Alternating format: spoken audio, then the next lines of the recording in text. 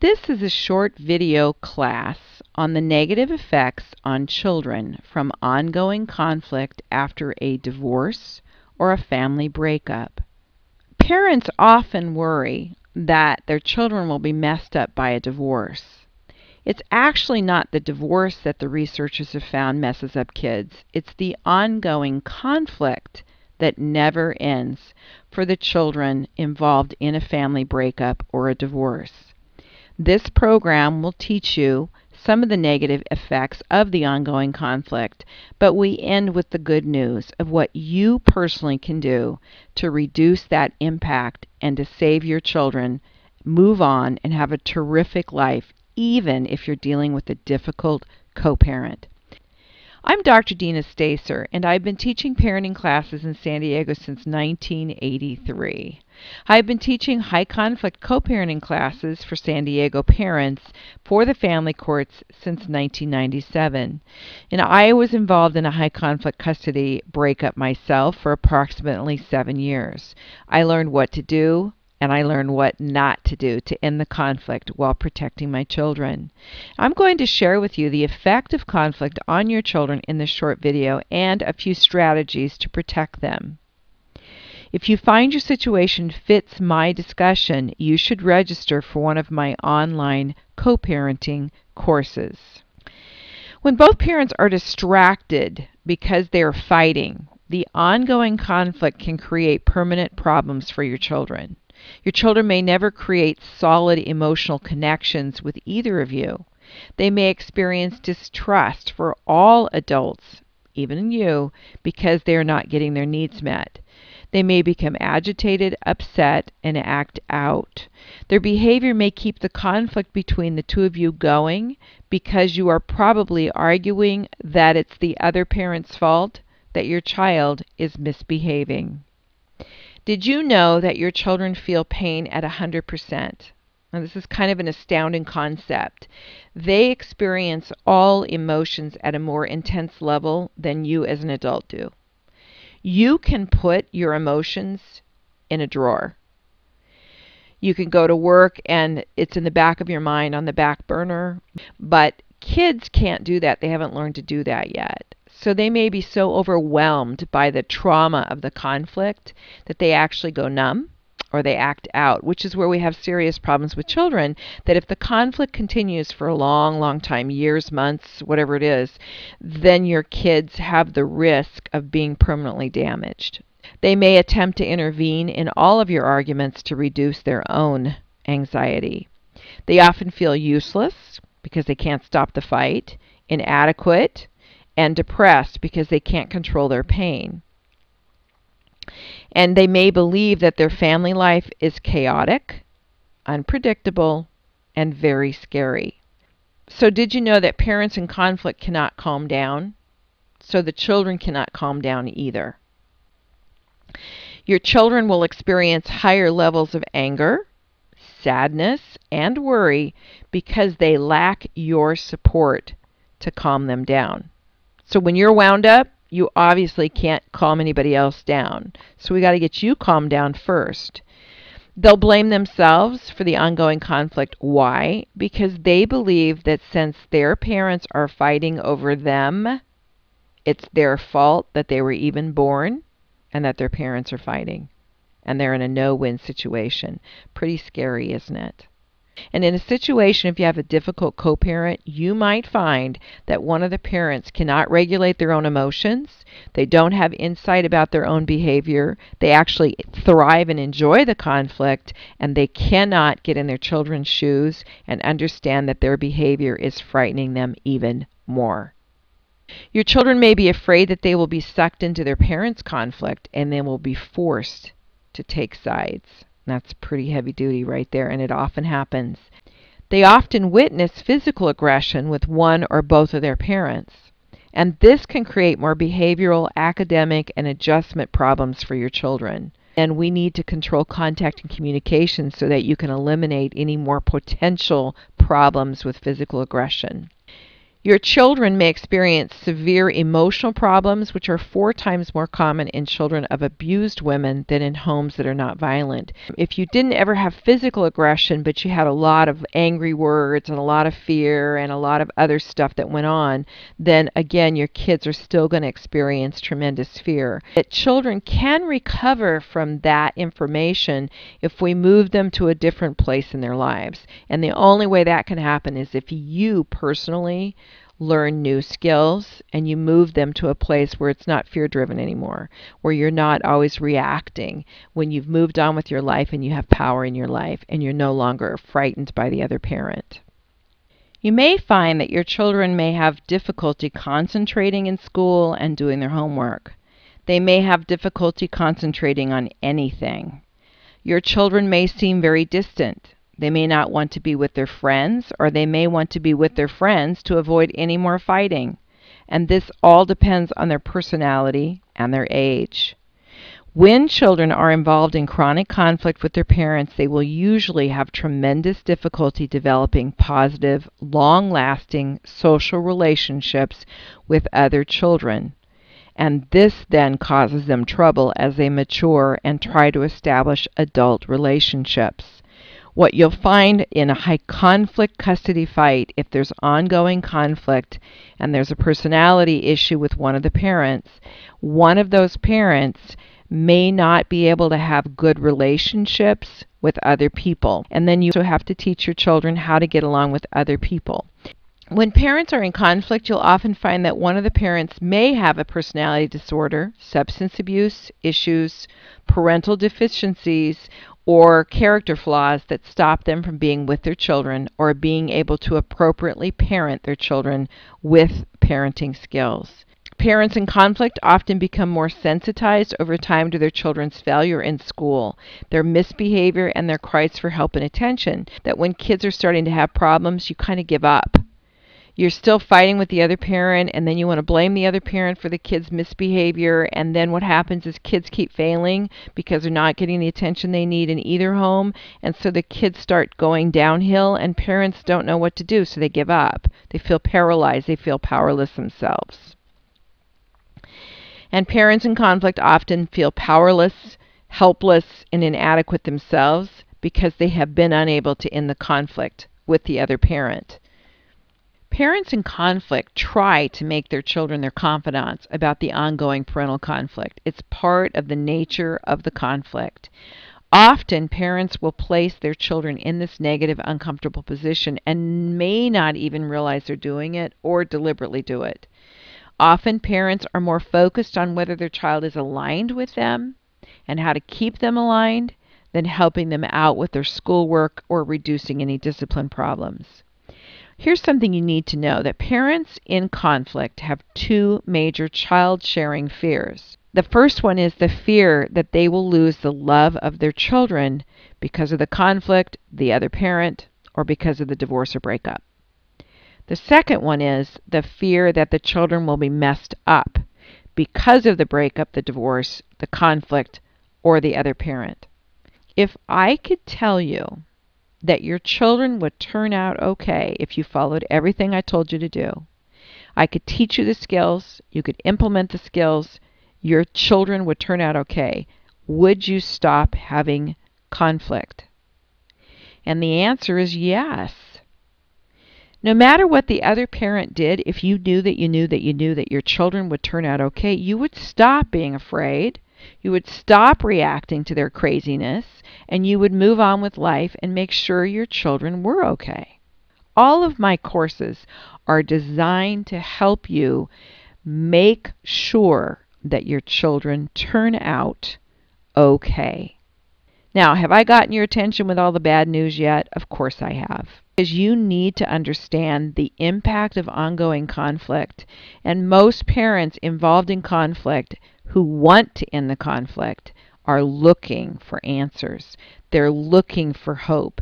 They're looking for ways that they can save their children. So let me show you the basics on protecting your children from all the icky, ugly, awful, terrible stuff that could create lasting scars. And let's get started. Did you know that when children are attached to at least one of their parents during a high conflict custody divorce or breakup, the children end up becoming resilient. Isn't that good news? It only takes one parent for the children to turn out okay. Is that a relief or what? Research has proven that when one parent is attached closely to the children, even in conflict situations, the children turn out okay. Now, do you have to do some work? Yes. Should it be you? Of course. Let's define resilience. It's the ability to withstand or recover from difficult situations. When one of the parents in a high conflict situation has a personality disorder, parental deficiencies, character flaws, substance abuse issues, these problems will interfere with their ability to effectively parent. The parent without these issues must keep the children bonded closely to them to develop that resilience, and they must parent to the 100th power so their children are not damaged by the other parent. You must create a powerful bond with your children to buffer them from becoming emotionally damaged by a high conflict parent. As you learn to disengage from the other parent, you will calm down. And you will be giving your children the message that you are a nurturing and powerful parent, and they can trust you to protect them. Now, if the other parent is difficult, angry, or lacks compassion, you will also need to teach your children how to manage their time with that parent so they're not psychically wounded. You must also teach your children to have insight and develop emotional intelligence because the high conflict parent often lacks these traits. One of the things that you need to learn is to stop responding to the other parent's emotional or psychological attempts to keep you engaged in the child custody battle. Trying to co-parent with the other parent actually requires that you reach an agreement with them on how you're going to parent the children in both of your homes together. And this requires that you talk to the other parent. Now, I have found that working with a difficult parent and trying to get them to agree with you is an impossible task. So I'm giving you permission to quit trying to fail so hard. That's good news, isn't it? When I teach you the strategies to disengage from the conflict and totally focus on raising your children, getting into their imagination, protecting them from harm, teaching them the skills so that they become normal functioning adults, you will win. Many parents believe that if they are not trying to work together, then they're not co-parenting and the courts are going to be mad at them. And actually, this is not true. One of the definitions of co-parenting that I often teach parents is the absence of conflict is peace. Therefore, if there's peace, you must be co-parenting. If you're not in the court system, you must be co-parenting. So our goal is to get you to the point where you stop engaging with the other parent, stop trying to reach agreements with them, stop having conflict, and stop going to court. In terms of the courts being mad at you, if you're not in the court, how are they going to be mad at you? If you go back to court, one of the things you need to do is use the language of co-parenting, but you need to practice parallel parenting. If you could co-parent with the other parent, you would be doing it already, right? Your efforts to get the other parent to work with you are taking away your life energy. You only have so much energy in a day. You can use all of your energy to parent your children, to bond with them, to protect them from permanent damage, to teach them, to train them, to create joy, curiosity, wonder, and adventure. Or you can respond to the other parent and do nothing that's good for your children. You only have so much energy in a day. How much energy are you giving to the other parent, which is taking away from the energy for the children? Every time you see the other parent or hear their voice, visual, verbal, whether in person, through text messages, emails, telephone contact, or through another person, an attorney, a family member, even the children, It will take you a minimum of 3 days to calm down from every single one of these interactions. When you're distracted by the other parent, then it's lights on, no one is home for the children. If you're having daily interactions, you see them at exchanges, you see them at the drop-off at the school, you see them when a parent comes to the home to pick up the little ones, they deliver them back in the evening. You're having ongoing interaction through email and text messaging. If you're having a co-parenting counseling sessions, if you're doing parenting classes and you're supposed to both go together, every one of those interactions spins you out for 3 days. If you're having daily interaction, you're spun out 21 times in a week. Now, how good are you for your children? You're not. So we want you to figure out a way to exchange the children without seeing the other parent. Exchanges can be done at school or daycare to reduce that face-to-face exchange time. Stop responding to texts and emails that you don't need to respond to. Every time you hear their voice or see their face, you react. It spins you up. When you're spun up, you're not with your children.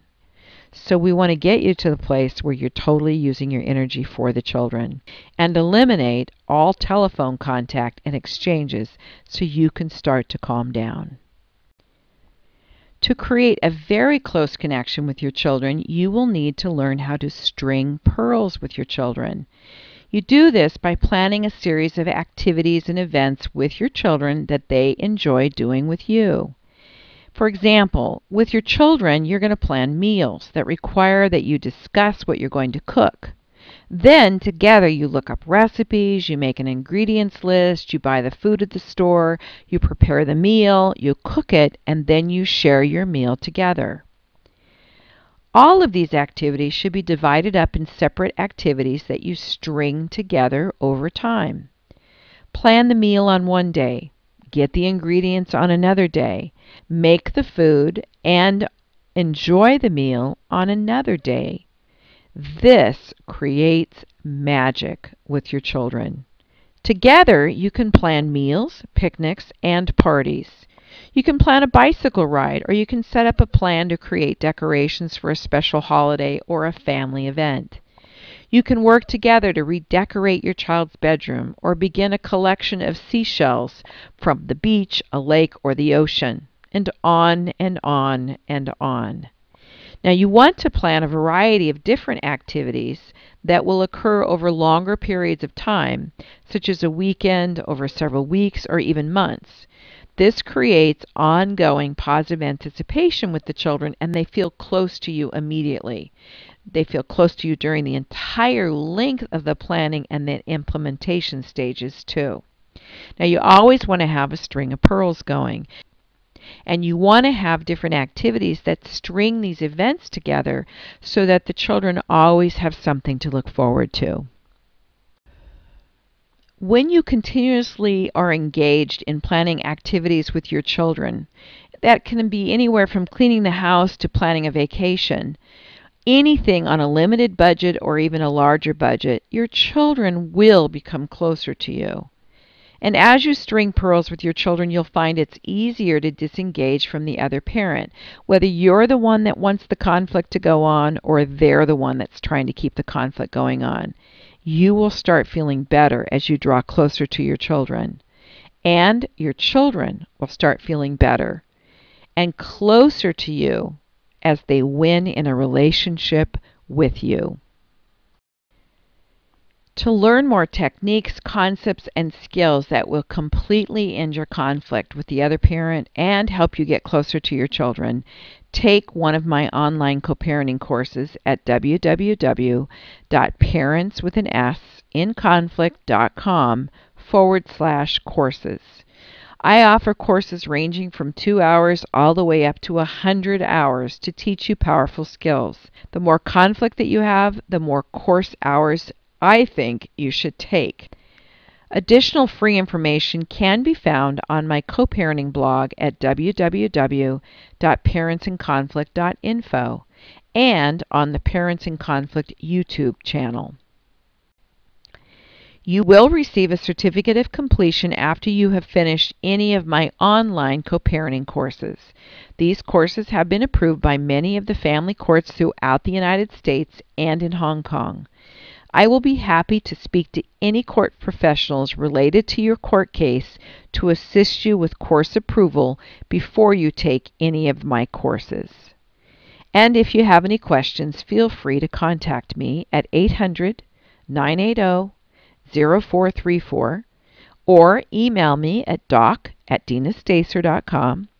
You can Facebook me at facebook.com/Deena Stacer, or you can also leave me a message at parentsinconflict.com on the contacts page. I look forward to helping you reduce your conflict and protect your children and getting on with your life. And thanks for watching this video.